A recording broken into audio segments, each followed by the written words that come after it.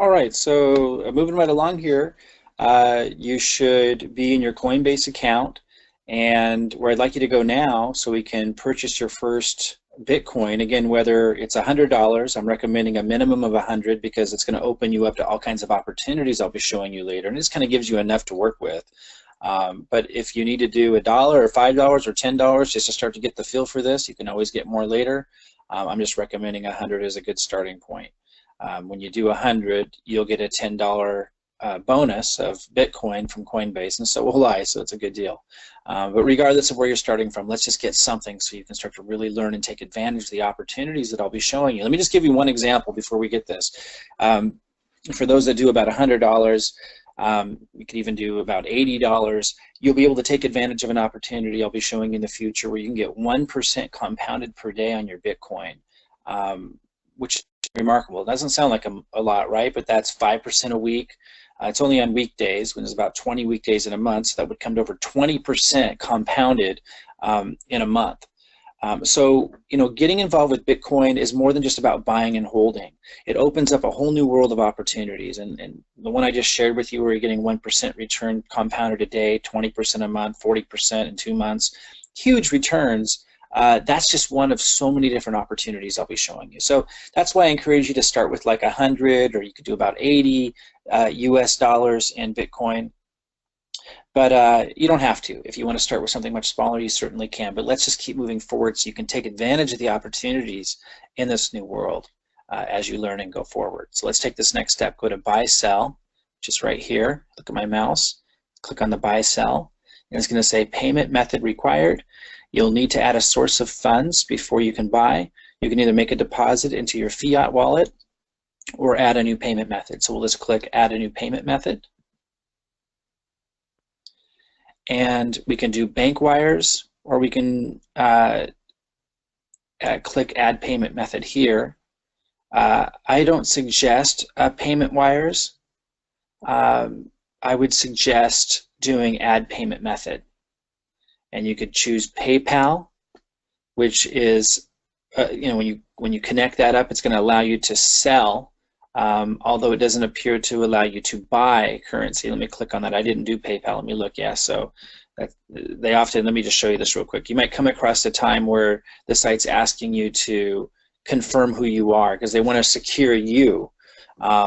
In your funds. So they might ask for you to upload a driver's license or something like that, or a photo ID of some kind. Don't worry about that, though. You usually are able to go pretty far into this process and not even necessarily have to do that when you just have low funds in there. But a point may come where it may ask you to upload that. Let's not do that now, unless you come across it with the choices that you make with connecting these things. Bank account. Now this takes 4 to 5 days. If you hook up your bank account, it'll take 4 or 5 days when you make a purchase for that to process, because banks are slow. And so, which is what the cryptocurrency market's changing, right? Once you get into the cryptocurrency arena and you have Bitcoin or whatever cryptocurrency you're using, I suggest Bitcoin initially. When you have it in your account, things can move much faster, but getting it in here can be slow sometimes, depending on what you're doing. So bank account 4 to 5 days, but you have higher limits of how much you can do and how much you can move. So I suggest everybody link their bank account in here.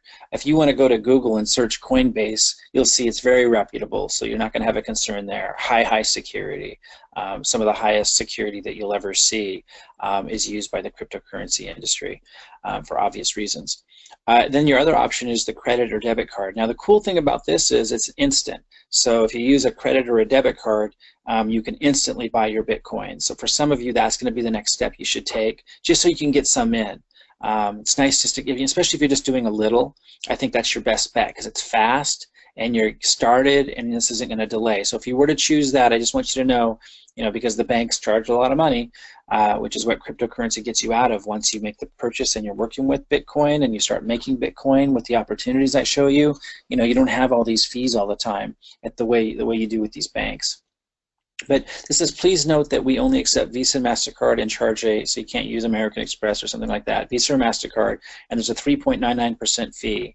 So for a lot of you, if you're doing like $100 or less, or even like $500 or less, this may be a viable option.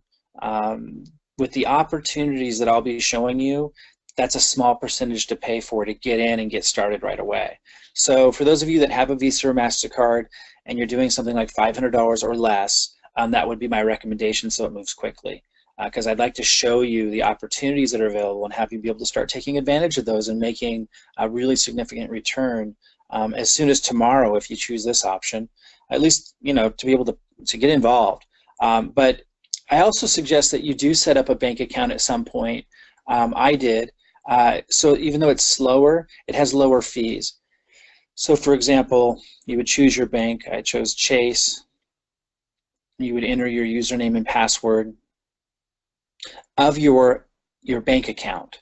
And it, again, this is the highest level technology. It will communicate with your bank and know everything it needs to know to be able to connect the bank to your Coinbase account. Once you do that, you're going to have lower fees. I think it's 1.99% when you choose connecting your bank account. But go ahead and choose the option that's best for you. For most of you, if you're doing something under $500, certainly under $100, I would do credit debit card. You can buy instantly and get started and follow along quickly with the opportunities I'm showing you. But I would also recommend connecting up a bank account if you want to, in the future, do larger purchases of Bitcoin when the time is right. Okay, I'll see you in the next video. Go ahead and take the step, choose your payment method, and I'll see you in a moment.